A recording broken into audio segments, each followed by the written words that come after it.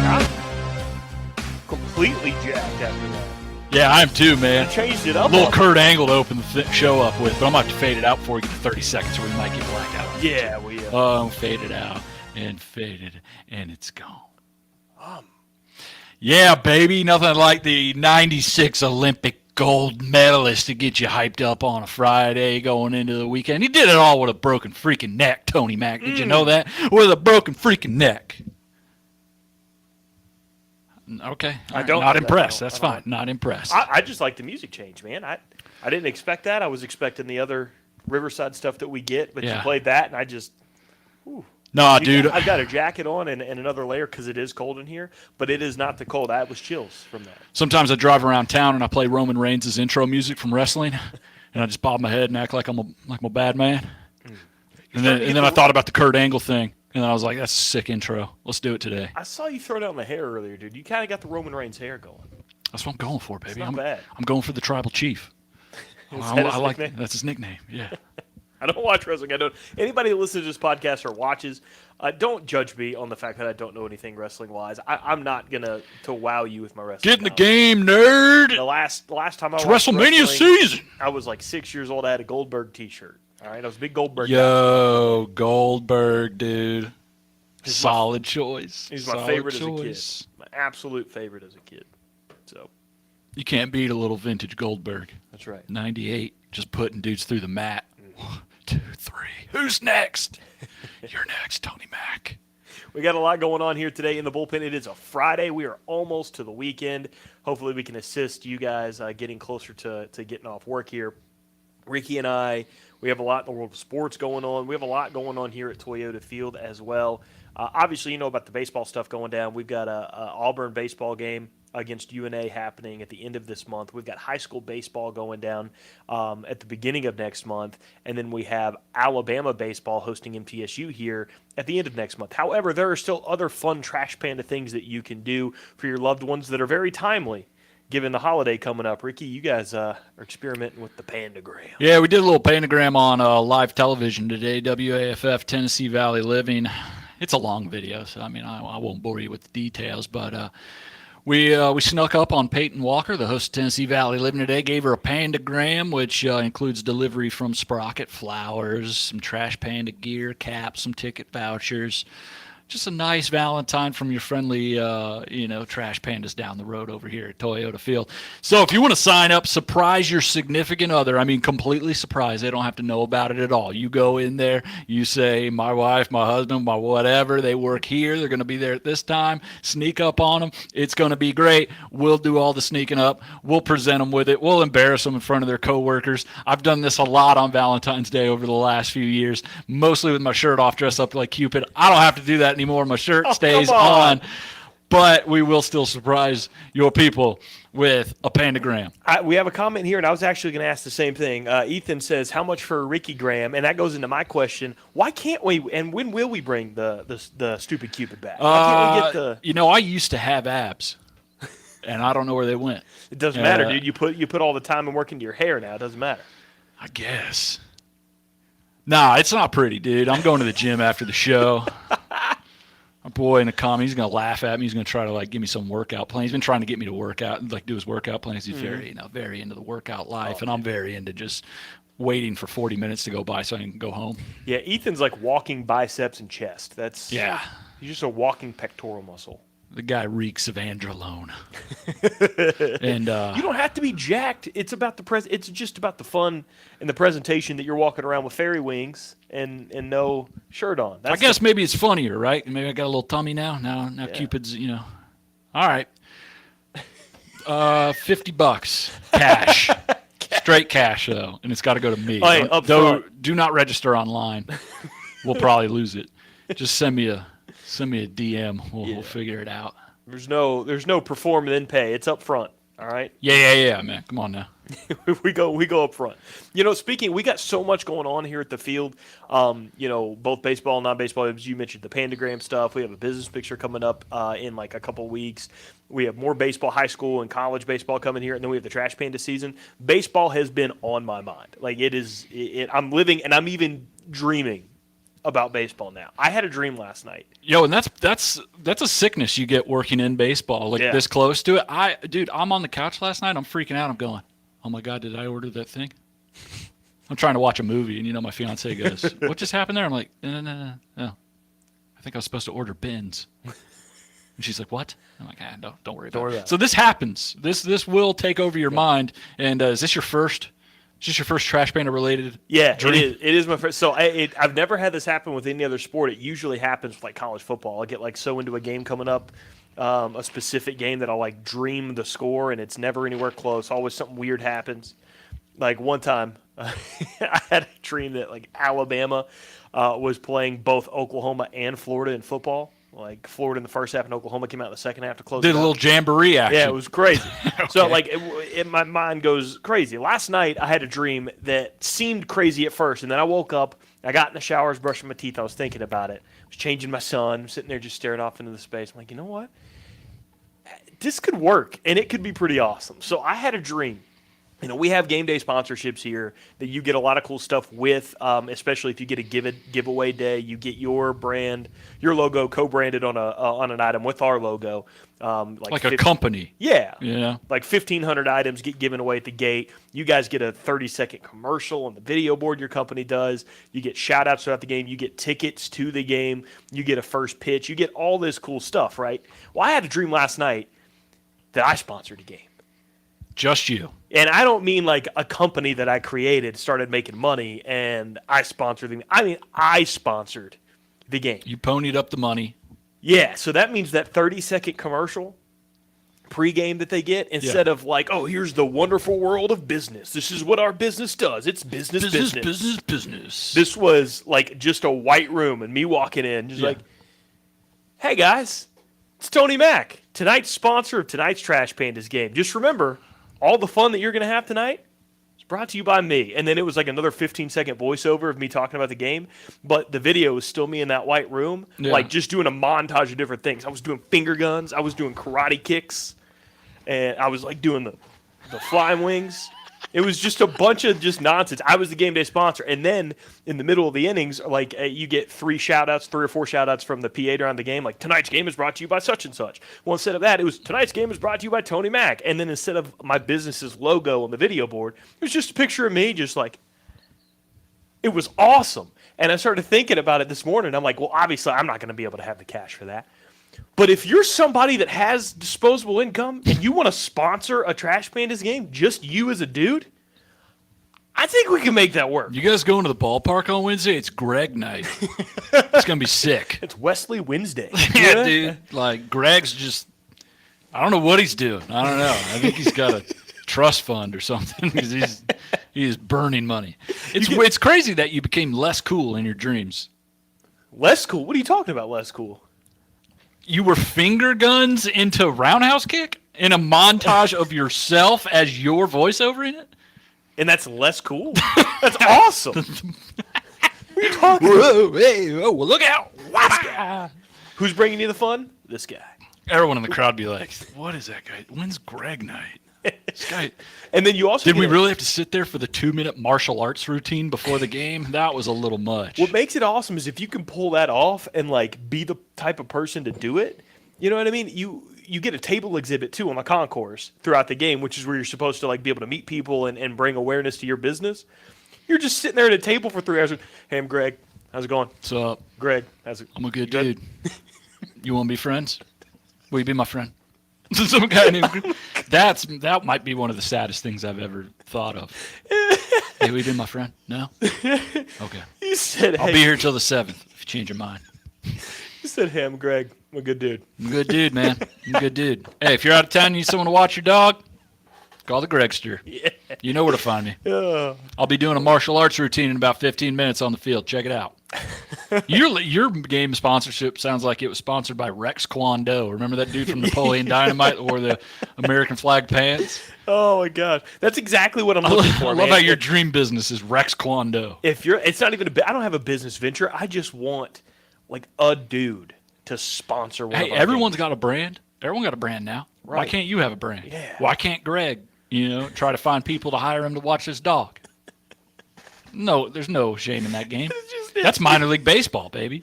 It's just great. Like, you go through the promo calendar that we send out, and it's like Friday Night Fireworks brought to you by Trustmark, Northrop Grumman, Greg Knight. What? What's a Greg?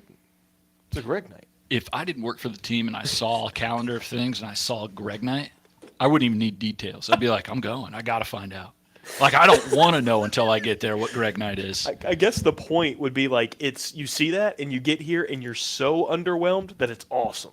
Right. It's just a dude on a 30-second commercial. Say, hey, this game's mine tonight. Good luck. And then if you saw him, like, you go to get nachos, you're like, dude, is that Greg?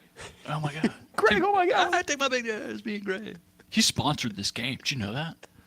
That's my idea. I'm going to let him watch my dog, I think. Yeah, I think so. You know, I'm actually actively looking for a babysitter, Greg. You think you can come over a couple days a week? How was the game? Game was all right, but Greg's going to come over here and water the plants about 3 times a week. So, overall, pretty good. He hands out business cards, too, that has his info on it, but instead of a business, it just says, in quotations, I'm a good dude. I'm a good dude. I remember as a kid, my brother wanted to be a lawyer, but he wanted to be a bad lawyer. Because he figured, like, I want lawyer money, but I don't want to have to do, like, big cases or anything. And yeah. He would always just look around. He'd like, what if I did? I was like, hey, how's it going? I'm Ryan, bad lawyer. And then just smiled for the rest of the thing. I think someone's going to call. So he essentially just wanted to be fired coach is what he wanted to be. Fired coach, yeah. Mm-hmm. Good enough to get there, and then you do bad enough to get your buyout. Just ride it out until something happens where you get bought out, and people are like, "We would just pay you money to get away." Yeah, that's essentially like with the book I'm reading. That was essentially the Barry Switzer era in Dallas. That's the dream. Yeah, do good enough to be paid to no longer have to do anything. Despised Abraham Lincoln so much that people are willing to give you a ransom to not do this again. For them, but hopefully for nobody else as well. So, but yeah, man, what do you think? Random dude sponsorship? Hey, could be you. Possibly you. Yeah, give us a call, Greg Knight. Right. It's pending right now. It's not for sure. Don't let some other Greg hop in your spot. You're gonna feel like a big dope. Something I wanted to talk about in the world of sports is, I guess you can call this the world of sports. It's backed by I can't think of his last name. UFC Dana? Yeah, Dana White? Dana White. I was thinking Holgerson. Dana Carvey for some reason popped in my head. Dana Carvey, yeah, probably. I couldn't get to Dana White. But Dana White has backed this Power Slap League. It's airing on TBS? Mm-hmm. It's called Power Slap. And I've seen other like slap leagues before, like on TikTok and stuff, where you can you have certain rules where you can't. Your mobility is limited, right? Because you don't want to just cock back and hit them. Other than like picking up your feet and stepping into it, you can start knocking people out, dude. Like you can go up there and like you have to tell the official, seen the like, clips. hey, I got 3. On 3 I'm gonna hit him, and you 1, 2, and then there's no defense. Mm-mm. You just have to stand there and take it. And I am here to say that I just don't, in the world where the NFL is under scrutiny. It's the U.S.'s biggest sport. It's under scrutiny for all the concussions that they have. There's no way this lasts. There's no way this can continue. This is annihilation of the brain. Look, I've seen all the outrage, and I'm not as outraged as everybody else. I'm going to be honest. I don't see how. Don't care. They get free earhole shots on these guys. You want me to hit this thing? Yeah, we got a video. This guy, by the way, the clip you're about to see, I haven't watched a whole episode, but I'm going to go ahead and venture that this dude is going to be like one of their marquee guys. His name, Slap Jesus. What we got? Right here, it's the mom. Daddy's home. Where's your mom at? Where your mama at? Oh! Could have put some pads on the floor. So I don't know if it lagged for you guys watching, but look at him get up and walk. I watched Tua Tagovailoa do that in an NFL game. Get up and walk like a newborn giraffe and just can't stand up on his own legs. And they were talking about shutting his career down forever. He's only been there for like 3 years. This dude got up and had to get hit again. There's no way this lasts. You got to look at this through the money lens, because that's the lens that decides everything. It's all about the money, all right? And look at the NFL. NFL's got a lot of what? Money. Tua, worth a lot of money. He goes down with a concussion 3 times in a year. We got to rely on this guy for the next decade, possibly. We're sitting that man out. He is worth too much to us. Now let's move over to the TBS Slap League. Ain't got a single thing to lose. All right, Slap Jesus, before he was Slap Jesus, was just a guy who hung around town who looked like Jesus and would occasionally slap people. I'm guessing maybe bums, something. I don't know. I don't know what his background is.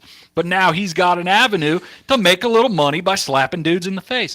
And no one's forcing Slap Jesus to get up there. No one's forcing that other guy who went to the Shadow Realm to get up there. They're making a little payday. They're getting slapped.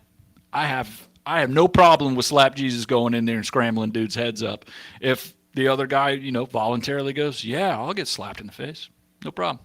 Well, so the problem is that you mentioned money, right? Ratings and money. Well, what's going to drive this league is the ratings. If if people are interested, they want it. Yeah, you're right. You're probably right. They'll find a way to keep it. But as you mentioned, you compared the NFL to what you called the TBS Slap League. You think people are going to stay entertained with it that long for real? I mean, I will be honest, though. Watching that Slap Jesus video where he says before he slaps the guy, he says, where your mama at? As against it as much as I don't think it's going to last because they're taking free earhole shots on these people and it's just throwing off everything, I'm probably going to go and watch an episode or two. Dude, I'm not saying I'm vehemently against it. I just don't think it's going to last. I've watched UFC pay-per-views where guys get knocked out just like that. I've seen UFC pay-per-views where guys get their legs snapped in half, get their arms broken, just mangled in the octagon. Everything's fine. Everything's cool. That's the sport. Who cares about this? But you have an opportunity. Part of that is while someone's trying to do that to you, you have an opportunity to defend yourself. You can block your face. You can put your leg up. You can get out of the way or try to get out of the way. Like that stuff is inevitable, but you still have the defense part. This is free shots. You can't move. You have to take it. Have you ever taken a header in soccer from a corner kick? No. You know how much it hurts? I'm sure a lot. It's the same thing. But you don't have to take that. Yeah, you do. No, you can buy something. You got a chance to score one with your head, and that's the only part of your body, and you pass it up because you don't want to take a shot to the head. People are going to try to kill you. A corner kick with a soccer ball, I'm not debating that it doesn't ring your bell, right? But it is not the same as a human being getting a free one of these right to the side of your face. Because that resulted in that guy couldn't walk after that. I've never seen a guy head a ball and just start walking. Well, it's because you don't take it right on the button. But I mean, you're making head-to-head contact on a projectile that was kicked as hard as you possibly can at you. Yeah, but how many yards away before it gets to you? It's still a pretty good distance. I mean, there's yardage. These guys are standing right pace. here next to each other. Free shots. Who cares? That's my whole point. The stuff people want to see, man. What do you think? You want to have a competitive reading contest? No one's going to watch that, buddy. It's just like any other combat sport. If you got personalities, people will watch. If Slap Jesus has an Instagram account with 400,000 followers and he knows how to build fights like Conor McGregor, they're going to be on pay-per-view eventually. Well, that's my thing. Your question is who cares? I would imagine, my guess is somebody is going to shut that down. Because I don't Nevada Sports Commission already gave them the thumbs up. Somebody's going to have to come in and have to have them have regulations because, again, you look at the NFL and it was listed today that NFL concussions are up 18% this year than they were from last year, and people are freaking out. Again, Tua Tagovailoa's career was almost over. You can't go from that to a sport where they're like, hey, give me – people are begging for concussions. They get concussed and then have to get up and hit the guy and then get hit again. Again, I don't care. Let me be clear. I'm not saying that I do either. I'm not saying that I'm against this sport. I can just look at it and see that does not look like something that's going to last. People have died in boxing rings. People have died in UFC rings. We almost had a death on Monday Night Football. Yeah. Ain't no one going to stop this thing. Again, chances to defend yourself. They're going to look at, somebody's going to look at this as someone getting a free shot over and over again to your ear hole. All the outrage for the Slap League felt fake. Just like, we need to be mad at something. Let's get mad at this. Again, I want to make it very clear that I'm not mad at this league. I am not against it. I'm not saying it needs to be shut down. I just look at what it is, and I just can't imagine that it's going to last. See, football's trying to make the game avoid concussions. Try to get players to hit lower. Try to be safer when they're taking down the quarterback. Concussions happen, but it doesn't happen to everybody. Mm-hmm. When you get into Slap League, you're going to get your bell rung. You know that. There's nothing they can do to change that. That's the entire sport. So there's nothing. They've already been approved by the Nevada Athletic Commission. Mm-hmm. They've already got a TV contract. Who's going to step in and say no? I don't Like know when the answer to that UFC question. back in the day, they had to do that because people thought the original UFC, when there was no weight classes, there were no gloves, there were no rounds, you just went until some dude gave up. And that was insane, and that was barbaric, and they had to adjust in order to be, get the Ultimate Fighter on Spike TV and to get their pay-per-views covered by people. Slap League's already got it. They don't have to change. I don't know, man. TV contract, man, that's big money. Once That's we where get- you make your money now. So I want to examine these people and see just an estimate of how much CTE we just think they have before the league, and then after a couple weeks, see what we think. 'Cause that's Hey. head trauma 101 is what that league is. Look, some people, their best way to make money is to just get scrappy, dude. Like these guys in the Slap League, I doubt any of them have a chance to go to medical school. Or else you would take that offer, would you not? If I had a chance to be a doctor, I would imagine Slap League would probably have to take a back seat. But if Slap League's all you got, by God, I won't take it from you. You slap all those guys all you want. I don't have to get slapped once, and I'm cool with that. Ethan says, I think CTE is probably a requirement to join. Yeah, I would agree. And he says some NFL execs just got out of a CTE lawsuit, and they have to watch this Slap League. It's true, man. It's good stuff.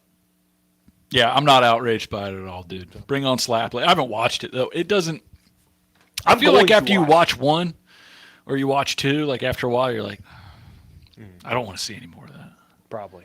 I think the only people that'll stop it are the viewers from just, like ice cream's great, but if you have too much ice cream, I don't know, this isn't great. If it's always available to you, you know what I mean? You don't always go get it because you know it's going to be there. It's not priority anymore. Like if this were fake and like, I was like 3, 2, wait, what's that? And then I get hit with a folding chair.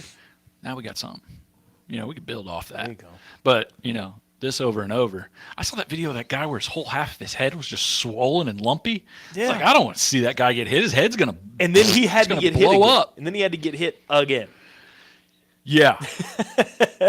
The only way they'll have to change is if they decide due to ratings, like, hey, I think we're grossing people out. We're going to need to. But then how do you soften up slap fighting and even make it worth watching? It's a Right. thin line. You need the violence, but too much and people aren't going to watch and not enough. And it's like, what is this? Hey, good job on that win out there. Oh, wait, sorry. I think I have Slap Jesus' face still on my hand. I like this a lot better than arm wrestling competitions. I don't watch Like when those. they're doing arm wrestling, the guy gets his radius and ulna snapped in half. Oh, get that out of here, dude. Sylvester Stallone made a whole movie about arm wrestling.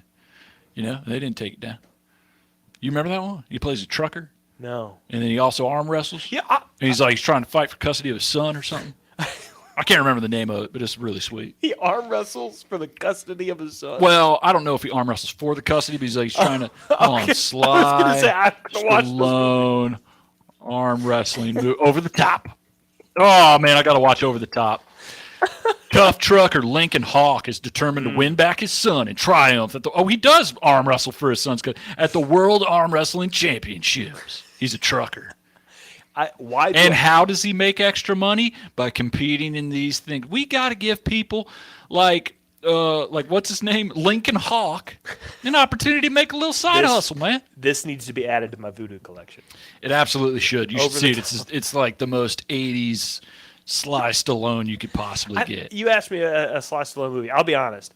When it comes to Sylvester Stallone, outside of the Rocky movies, and I guess the Rambo movies back then too, stopped watching Sylvester Stallone movies. I'm good on Sylvester. Apparently that's a hot take. You messed up, dude. Because I've been asked every single day since it came out, hey, have you watched Tulsa King yet? Have you watched the Tulsa King? No, because I don't want to watch the guy who's still playing Rocky from the 70s, the late 70s, play the same character in a movie or in a show in Oklahoma. I'm good. I'm good. I'm all right. I'm fine. Narrow-minded fool. Sylvester Stallone does nothing for me. Yeah, Keanu Reeves been playing the same dude forever, and I love him. People love him. John Wick movie, every single one's the same. Yeah, but at least the action's cool. I give you that. You're telling me Over the Top, a trucker who in evenings is a professional arm wrestler, that's not action for you? That's nothing but action. That's high octane, buddy. What's what I'm saying? I'll add that one, but I'm talking about anything since then. Tango and Cash?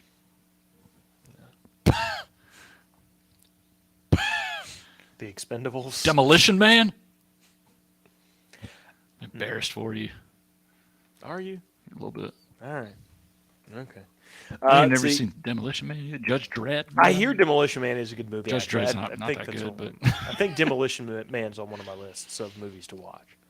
But I'll give you that one. Ethan says, let's up the ante and just bring back dueling with pistols. that would get great ratings too. Now that would probably get shut down. That would get that shut would down. Get televised. Yeah.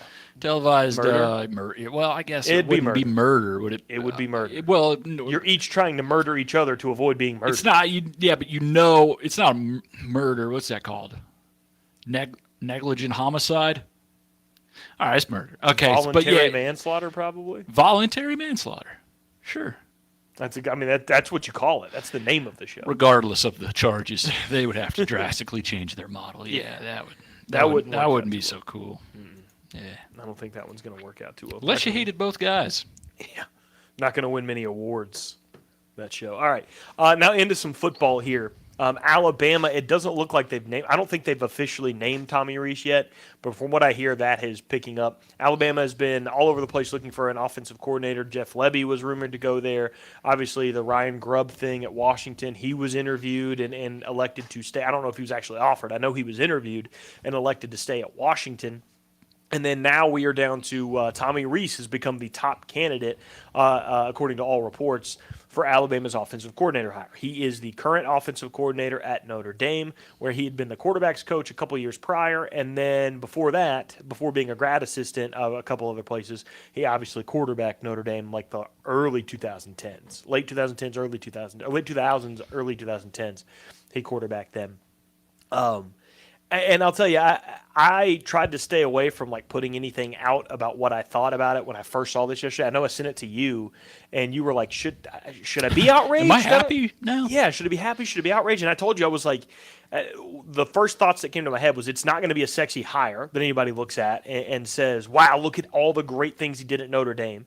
And that's because he didn't have the kind of athletes that he's going to have available to him at Alabama. And the more I think about it, the more I think of the situation, the more I think about his age and how impressionable he will be.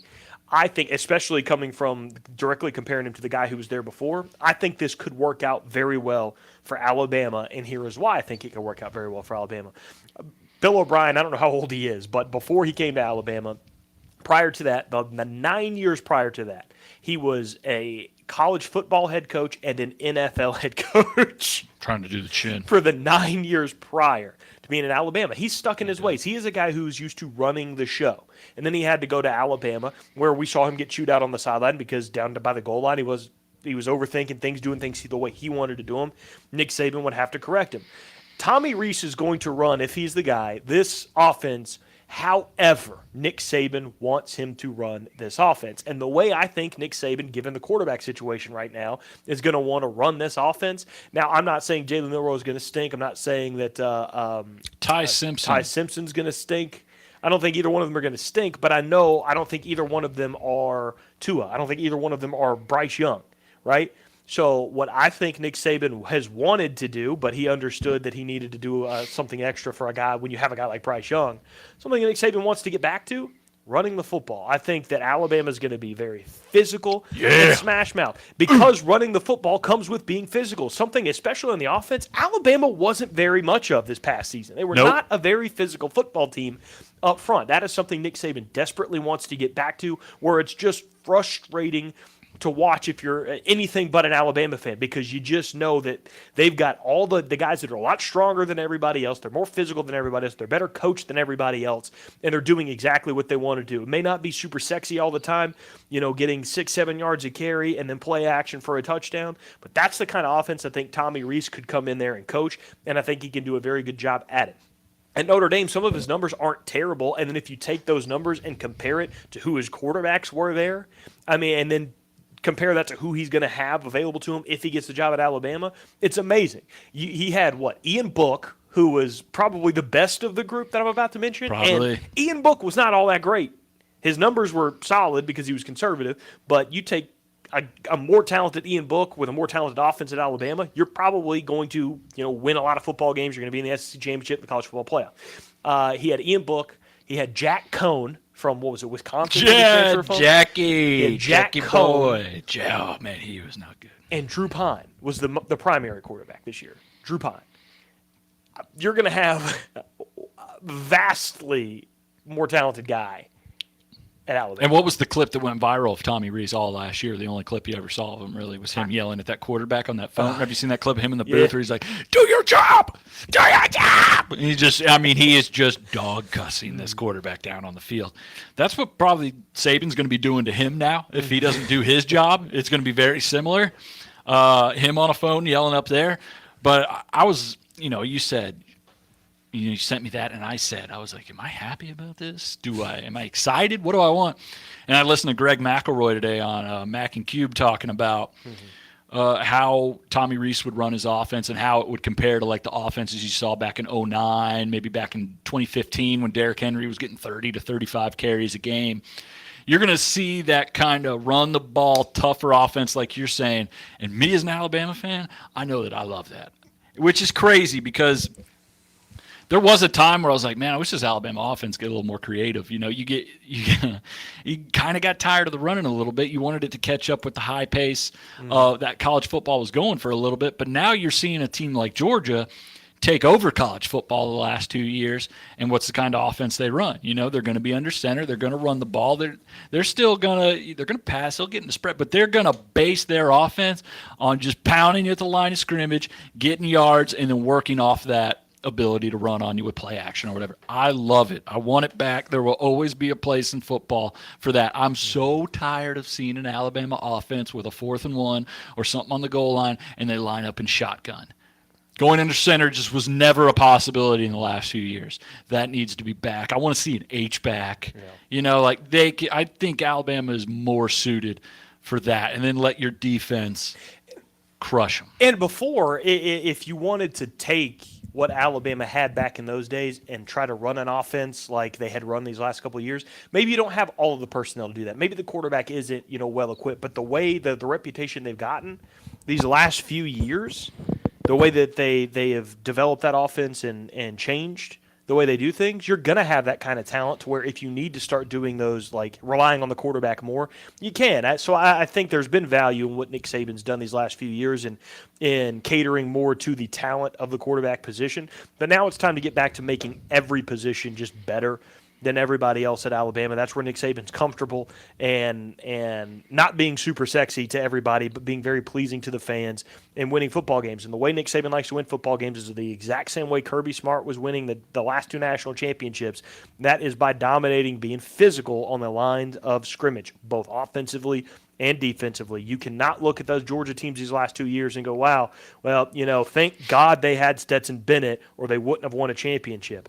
Maybe I still think that one of his backups could have won it a couple of years ago and probably this year. Now, Stetson got a lot better, but they didn't overly rely on Stetson Bennett is my point, right? Like maybe it probably would have been worse off without him in 2021, being that he was the second string, so he gets hurt, you're having to go to guys that aren't prepared to play.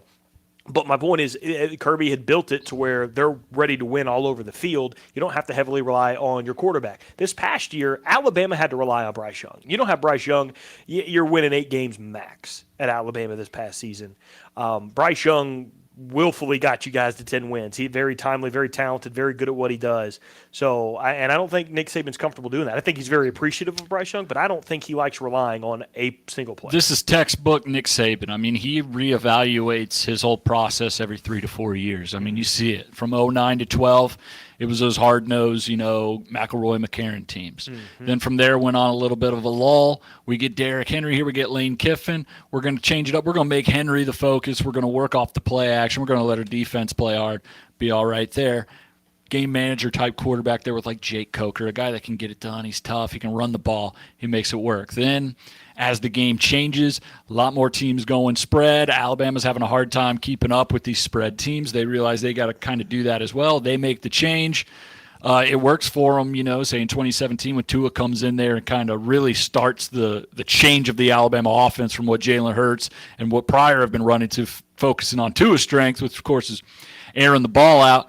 But how many championships Tua get you? I mean, he came back in that one half, made it happen, but wasn't able to get it done as a full-time starter. Bryce Young comes in there, wasn't able to get it done as a full-time starter. You rely too much on that quarterback, and then when they go down, what do you have? You saw it with Tua, you saw it with Bryce with injuries. I mean, they were in that Bill O'Brien offense that relies on your quarterback to make plays. When your quarterback's out, it's tough to just try to hand the ball off when you've got 5 linemen. You have no tight ends up there. You got no blocking help, and you're just hoping to hand it off to a guy, knowing that your quarterback, who sometimes with Jalen Milroe, is not going to threat teams with the pass. Yeah. So you're in trouble. It was like watching the 49ers this week or last week, Yeah. When there's no threat of passing the ball, running the ball is pretty hard. And I think with Reese coming in here, it's just a reevaluation. He looks at Georgia. He says, they took my old blueprint. Why don't I just use my old blueprint? I created it. Let's go. That 49ers game, man, you could have walked to the line of scrimmage and looked at every defensive player on the other side of the ball for the Eagles. And you could be like, hey, we're going 4 verts. 4 verts. Here we go. 4 verts. And there's no way the Eagles would have believed you. No. Because you still were snapping. I'm surprised they were still guarding receivers at the end, honestly. I mean, I've never seen a team put up a white flag without really putting up one. So the more I think about this, the more I think it's still not a sexy hire, but I think it is a hire that's going to work out because, again, Tommy Rees is going to be valuable in what Nick Saban's going to want him to do, and he's going to be very compliant in that. Again, Bill O'Brien didn't necessarily – he went to Alabama to rehab his image, sure, after failing as the Texans head coach / GM, but because that's where he really failed the most was as the GM. But he went to Alabama, but he didn't – I mean, he's back working with Bill Belichick again. Do you think Bill Belichick went to Nick Saban, even though they're from the same tree, and was like, hey, what do you think of that Bill O'Brien guy? No, he didn't need Nick Saban's endorsement. Tommy Rees is going to need something like that, right? Tommy Rees needs to prove himself and needs to listen to Nick Saban. He can't be getting into it with him all the time because he's going to need to build his career off of this. Bill O'Brien, it was a matter of time before he got back in the NFL in some capacity. So I think it was the other way around. It's probably Saban calling Belichick, go like, hey, man. You heard about this Bill O'Brien guy? I know Bill hadn't been in the office in like 5 years or so, but man, he's got it, bro. He's back. Bill's back. He's a steal. You guys should maybe think about it. Yeah. I can call offense, whatever. College is easy. You should probably take Bill though. Bill's good. Yeah, we'll go get Tommy Rees, who I think's it's gonna be perfect, dude. I like it. I'm sold. Thinking about now, is this emotion trumping logic? Possibly. Emotion always wins that battle in my head. I had you convinced Ryan Grupp was a good hire. I thought that guy a week ago. I'm like, dude, we're grubbing, baby. Let's go. Grub South. Bring it on home. Let's get #1 offense in the country. And then he stayed at Washington, so I was off it. And now Tommy Rees is my guy. I'm saying this is perfect. We're going old school. We're kicking it vintage right here. What I love about what you just said, though, because not all Alabama fans are this way, but I have seen a lot of it. But you just highlighted it the best because you are the best kind of Alabama fan in the sense that you are the kind of fan that Nick Saban and that football team needs, and that is riding with them no matter what. That's right. Because you were this Ryan Grubb guy, you were ready to go, and then now that Tommy Rees, you're like, you know what? I may not know much about him. I may not, he may not come out here and win a bunch of awards, but he's our guy, and I'm going to root for our guy. Let's go. I got faith in our guy. That's the kind of fan everybody needs, man. That's the kind of fan they need. I mean, when your guy is Nick Saban, how can you not trust him? Absolutely. You have to trust Nick Saban, and I think it'll be just fine. He's going to be an easy punching bag because and it's not all Tommy Rees's fault. It's because these last couple of years with not getting rid of Bill O'Brien, not getting rid of Pete Golding, and just the fans getting used to punching on a coordinator, now they're going to – The team had no identity the last 2 years. What was Alabama's strength? Bryce Young. Bryce Young. What's their strength on defense? Oh, they got a good defense. That's all people say when it comes to Alabama defense. I heard that all last year. Well, that's because it was supposed to be. Hey, Alabama got a good defense. I'm like, this is one of the not like the worst Bama defense of the last few years. Like, because it was supposed to be Will Anderson. And I'm watching the games. I'm like, this doesn't feel like a dominant defense. Why do people always say this is a good defense? I think that's just you become standard after what Alabama got a good defense, man. You're absolutely But they really, I mean, what's their identity been on defense? Will Anderson, just hoping, and then. What'd you see? I feel like Will Anderson this whole past season was so underutilized. I thought he was going to come in there and have 27 sacks. He was going to look like Lawrence Taylor. What surprised me about Will Anderson the most, and it stuck with me through most of the season, so like the Texas game and how bad he was in that game with constant penalties, whether it be like during play or boneheaded penalties after where he's frustrated. Anytime he got penalized after that, like I already had that Texas game in my mind, so I would think about that and like he's really struggling this year. In reality, it wasn't as bad as you thought, but that Texas game was that bad, and that's kind of set the tone early on in the season. Quinn Ewers tore that team up, and then Alabama took care of him. They made sure he wasn't coming back. Dallas Turner, man. If that guy can reel it in a little bit, he is so raw and explosive and fast that he finds himself out of position or making personal fouls. Mm-hmm. If they can fine tune him a little more, he might be better than Will Anderson. Whoa, that's a statement. I don't think it's crazy. I'm not saying you're wrong. I'm saying that's a statement. The dude's a freak, but if you watch the games last year, he's still raw. He's still not a pure pass rusher. There's a guy that's played for Alabama whose name just sounds like a seasoned vet, especially in the college game. It just sounds like any time you hear his name, you're like, that's a solid player, just based on his name alone. And he turned out to be a solid player. Fedarian Mathis. Such a good name. Big Phil. Phil Mathis. Fedarian. Mm-hmm. I wish my middle name was Fedarian. Ricky Fedarian. It's got some gravitas to it. It does. It carries a little bravado. Yeah, but what did you say? Bravado? Ooh. Is that right? Did you use that right? I don't think I did. How do you use that in a sentence? But not the one you just used today. Let's go spelling bee. I'm seeing a lot of spelling bee news. Tony Mack doesn't know how to use bravado. Yeah, I don't think that was... All right, good enough. Bravado is spelled B-R-A-V-A-D-O. Bravado. I'm trying to think about how I can... I'm trying to increase my vocabulary. But it's being established, announcing your presence, being, loud, confident. All right, yeah. It's bravado. You spoke with great bravado. You spoke about the definition of bravado with a lot of bravado there. And I'm probably 100% wrong, but I believe that's what it is. This show's never been known for its intellectual stimulation. I have an approximate knowledge of a lot of things, all right? Same. All right, a couple other things here. This is another thing that bothered me. I could care less about this holiday, if you want to call it a holiday, but Groundhog's Day was the other day. What day is it? Is it the 1st, the 2nd? 2nd. So it was yesterday. So Groundhog's Day was yesterday. And this is the worst holiday. Groundhog's Day is the worst holiday. It's not a holiday. It's the worst thing we celebrate. Nobody gets off work. It's not even Nobody close. Gets presents. I think that the town of Puxatawny does, don't they? Yeah, good for them. Because they worship a groundhog that constantly does not predict the weather correctly. This is my issue with Groundhog's Day. This is my issue. Constantly fails. This is my issue that I have with Groundhog's Day. We have...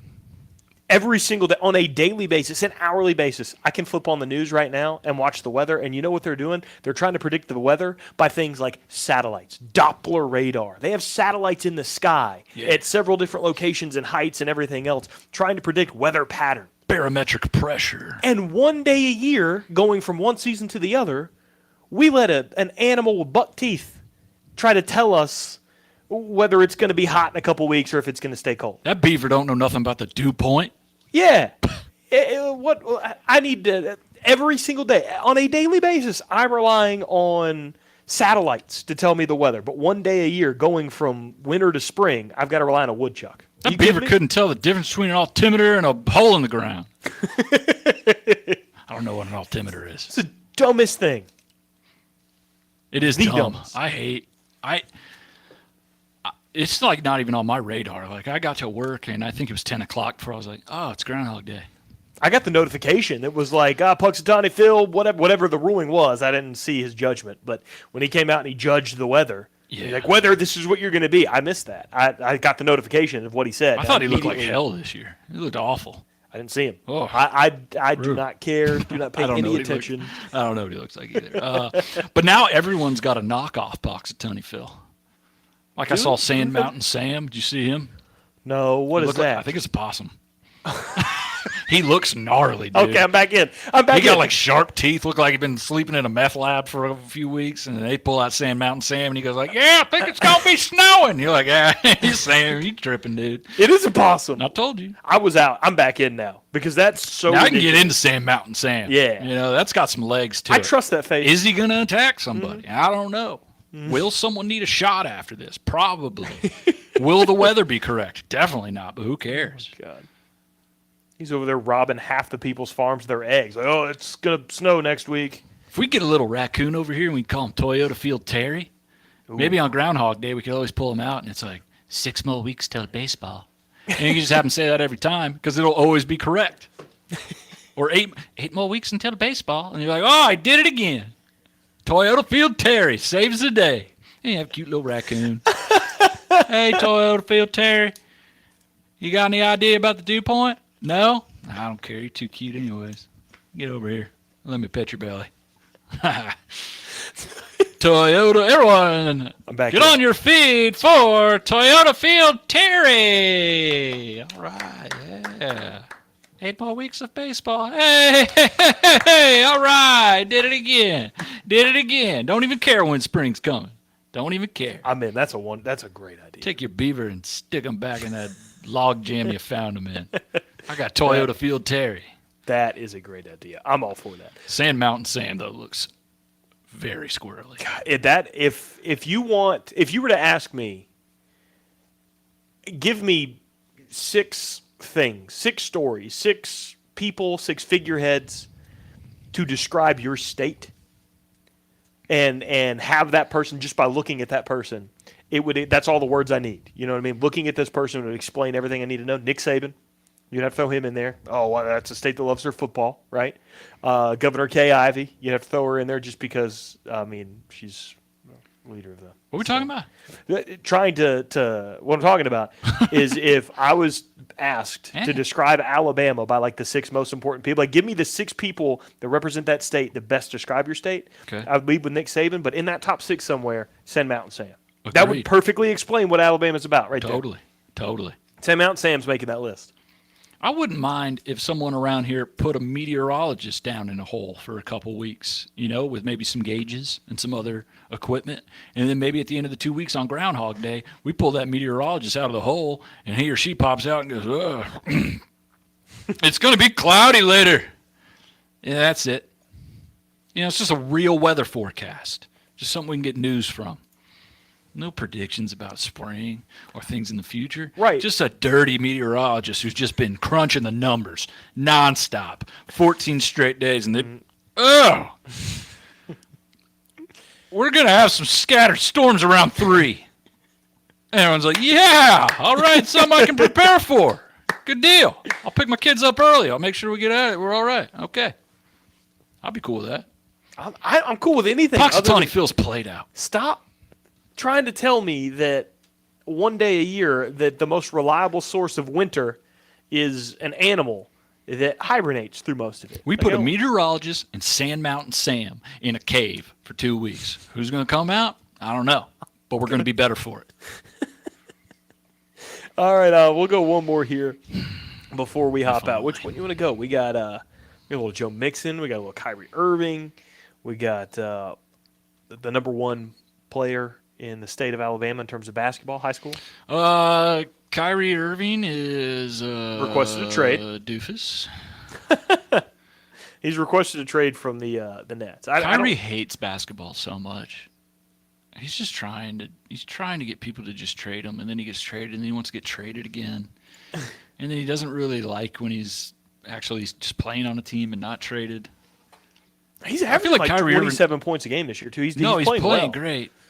But he just seems so unhappy. You think he'd be happier if you were averaging 27 points a game. And then aren't the Nets playing really well? Do they have a good record? I don't think they're playing. I think the Celtics just beat them by 40 points. Oh, God. Maybe that's why he went straight. Like 2 days ago. I think Kevin Durant's been hurt. So, they're 4th in the East. I mean, that's pretty good. That's a playoff team. They're a playoff team. They're not terrible. They're 31-20. They're 11 games over 500, which is good. But the Celtics, obliterated them. Gosh, it's been so dramatic the whole time he's been in Brooklyn. Yeah. Where's that? I don't even know if his teammates like him, do they? I don't think anybody. They seem like they're kind of just down. Yeah, they got beat the other night. He scored 20 points, and they lost 139-96. They lost by 43 points. So who's going to want Kyrie Irving? Who's going to want a guy who's been unhappy everywhere he's been and requested a trade everywhere he's been? I'll tell you exactly who's going to want him, and it's a place he's expressed interest in. They patched up their relationship a couple years ago. LeBron will want him. He'll want to go to L.A. I don't know if he'll end up in L.A., but there will be a discussion that Kyrie's going to go to L.A. or really go to L.A. LeBron's desperate. He wants one more before he becomes – because this could be his last year as far as being a – Yeah. Not even really a title contender. They kind of stink, don't they? No, they do stink. But he said the other day that he said the other day in a post-game interview that he planned on playing like the next few years. Yeah. But LeBron's trying to go out like Tom Brady almost went out before he The Lakers stink. They're Ruined his marriage to get beat in the wild card round. They're 25-28. They are currently like a game back of a play-in spot, which would be the 10 seed. Yeah. So they're sitting at 12th. So he's got the West. scoring record right now. He's got a little something that's given his career juice. That's a huge record to break. Kareem's held that ever since he broke it from Wilt Chamberlain. That's a massive one. So that'll get him through the year. But then after that, all the talk's going to be like, is this it for LeBron? Is he done? He's going to have to get guys in there to play with him. And nobody's going to want Kyrie. Yeah. Except for a team as desperate as the Lakers to be relevant. So that feels like maybe the only spot who would want him. I mean, if you're a team that's young or you got good chemistry, you're not getting anywhere near Kyrie Irving, even if you think it would help your team. I agree. The guy is so good at basketball. I cannot stand him. I love to dislike him because he is so unlikable. He's so good at basketball. He just it's like his least favorite thing in the world. Oh, what are the odds? Basketball. How unlucky can you be? No, man. I'll never be able to watch Uncle Drew the same way. So, what a shame. Man, no. That was his happiest. I feel like that was his happiest when he was a fake senior citizen playing street hoops. We've never seen him as happy as he was as Uncle Drew. That's not a bad movie. It's an enjoyable movie. It's all right. It's all right. Lastly, before we get out of here, LeBaron Philon. Sick name. Love this name. Spelled Philon. Is that Fedarian's brother? I don't know. LeBaron Philon. He is the number one prospect in the state of Alabama. There was another Philon that played at Alabama. That's what I was thinking about. Okay. But it was football. Yeah.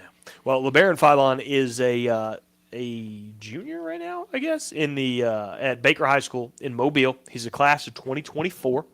So he will be a great addition to the school in-state that he chose. He's the number one player in the state of Alabama. He's the number 40 overall player nationally, and he was between a handful of SEC schools, including Alabama and Auburn. And it was Alabama, Auburn, Arkansas, Houston, and Kansas were the teams that offered him that he was considering, and he chose today, the number one player in the state of Alabama in basketball, chose Auburn. He will be an Auburn Tiger next season. So I love the fact, because in football, right now, Alabama's dominating the state of Alabama between those two schools. I love this battle between Nate Oates because you see that and you're immediately, as someone who's in the middle, you're like, okay, well, I completely understand why you would choose Auburn. It's Bruce Pearl and the things that you have going on. But on the other side, now I can look at it and go, that was a hard choice. Football's not a hard choice right now. In basketball, that's a tough choice in the state of Alabama when you have a player, you're the number one player in the state, you're a top 50 player overall, and you have a choice between these two schools, how tough that had to be. He was recruited by Antoine Petway at Alabama, really good former player for Alabama. So Bruce Pearl won that battle. That is a lot of fun as someone who likes to watch the basketball between those two schools in state, seeing that battle back and forth. It's pretty cool. Auburn gets a big player. Nate Oates gets an extension today. Is there a better? Did he get an extension? He did. He got a 4-year extension at Alabama today. Is there a better rivalry head coaching matchup in college basketball than what we have with Alabama and Auburn? Nate Oates and Bruce Pearl? Oh, man. I don't watch enough basketball. With Coach K out, you think about like the Coach K, Dean Smith years, UNC, Duke, like those were, heavyweights, but Coach K's out of the game. Dean Smith's been out of the game for a while. Calipari in Kentucky, they're kind of whatever, and Louisville stinks. What are some big coaching – it might be Alabama, Auburn. That is awesome. Nate Oates, Bruce Pearl, these guys are getting top players. They're both ranked. I'm going to say this in the most Southern bias possible because that's just the footprint I'm in, but I would have to agree with you. My mind would immediately go to those bigger schools, North Carolina, Duke, two new guys. Guy like Jim Boeheim, Syracuse isn't what they've been in decades before. Jay Wright's out at Villanova. Alabama Auburn might have the most juice as far as rivalries go, and with coaching. And we're getting ready to play here in a week or so. And those are fiery dudes. Yeah, it's not this weekend, but what, next weekend they play each other? They play at Auburn this month, and then the second to last game of the year for Bama is Auburn at home.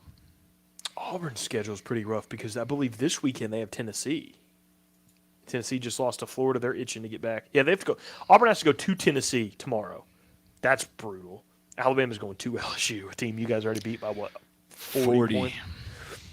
And then so Auburn plays at Tennessee tomorrow, and then they get at Texas A&M. So 2 straight road games at Tennessee. And A&M inside the SEC is pretty good. They're one of the top SEC teams right now. So they've got essentially, I believe, the top 3 teams in the SEC minus themselves. So brutal stretch for Auburn. And Auburn's good this year. They're not. I still don't think they still have a lot to prove in terms of being the best, like one of the best in the SEC. Right now, they're still a contender, a good basketball team. But I would put Tennessee and Alabama in a different light right now. But look at this. These 3 teams right here at the top of the list: Alabama, Texas A&M, and Tennessee. They're your top 3 teams in the SEC. Those are Auburn's next 3 opponents. They go 2. They play on the road 2 of them: at Tennessee, at A&M, and then at home against Alabama. That's brutal. Yeah, this is where you're going to find out what that team's made of, man. That's a tough stretch. And then Alabama's stretch, I want to say it's not terrible, right? They got a couple of decent games. Alabama's got a couple games that are tough. I think they go Auburn, Tennessee back to back, don't they? I'm trying to look it up. You guys, Florida as well, right? Florida's coming up? Florida's in there, but it's at LSU, Florida, and then at Auburn. So the next 3 game, the end of Auburn's 3-game stretch will start a decent 3-game stretch for Alabama. At home against Florida, I'd be interested. Florida's played a lot of good teams close this year. They finally got over the hump and beat Tennessee the other day, but it was at home. It was at Florida, so that could be tricky. Alabama would have to probably play their best. Florida, again, has hung in there with a lot of good teams, just can't get over the edge, so it could be a good challenge. Then they go to Auburn and to Tennessee. That's tough. That's going to be brutal. That is tough. And then at the end of the year, they have to play at home against Auburn, then go to Texas A&M, again, who is sitting at second in the SEC right now. Arkansas, the game before that, Auburn won too. It's going to be a good stretch for the end of the SEC season. Oh, yeah. We're going to see what both of these teams are made of. Outside of that and a couple of games here and there, like Big 12 games that just happen to be on the TV on Saturday when I turn it on, I haven't watched much college basketball, so my bracket's going to be brutal this year. It normally is.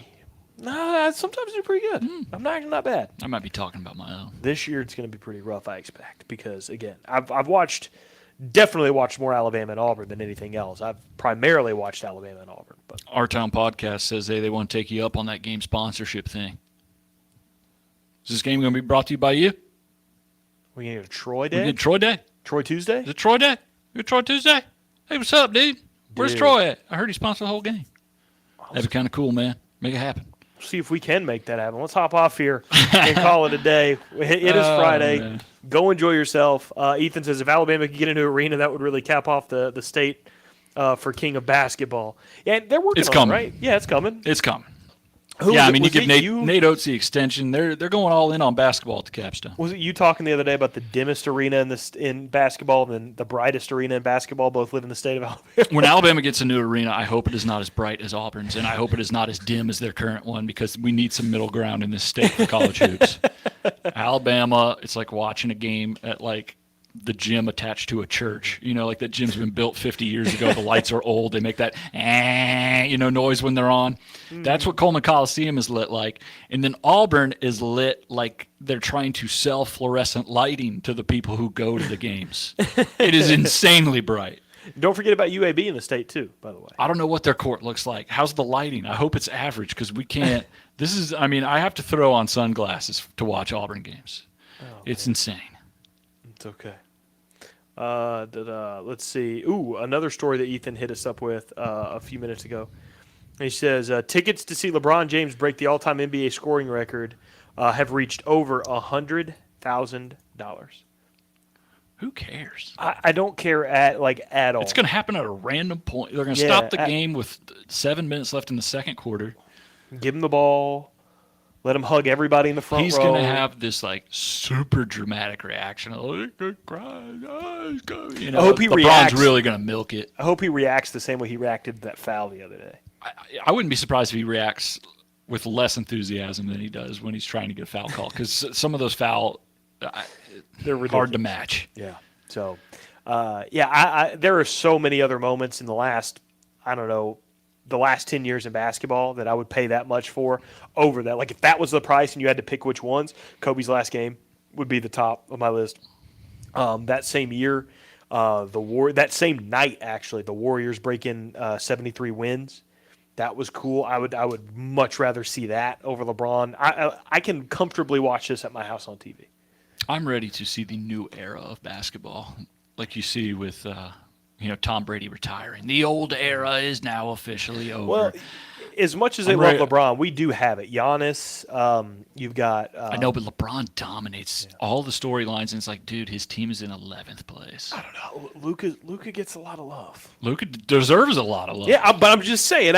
I'm ready for Luka, John Morant, Giannis. I'm ready for the focus to be on those guys. They're not trying to build super teams. They hate other people. I love that part. That's been gone for the last few years. I mean, Memphis was on Sports Center last night. It wasn't flattering. But. No, I mean, Charles Barkley even said, he's like, I'm not talking about the Lakers. They stink. When you're talking about wanting to see more jaw in there, did you see Memphis last night? What did he do? They got in a fight because one of the Memphis, I can't remember who it was, one of the Memphis players went down after a shot and elbowed a guy in the groin. I love that. Yeah. See, in the banana boat era, when LeBron was riding on boats and vacationing with all of his rivals and professional, adversaries, that wasn't a very fun time for me.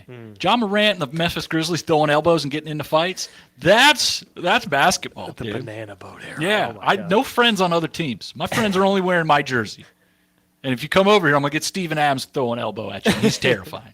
All right, we're going to go ahead and call it there. Enjoy your weekend.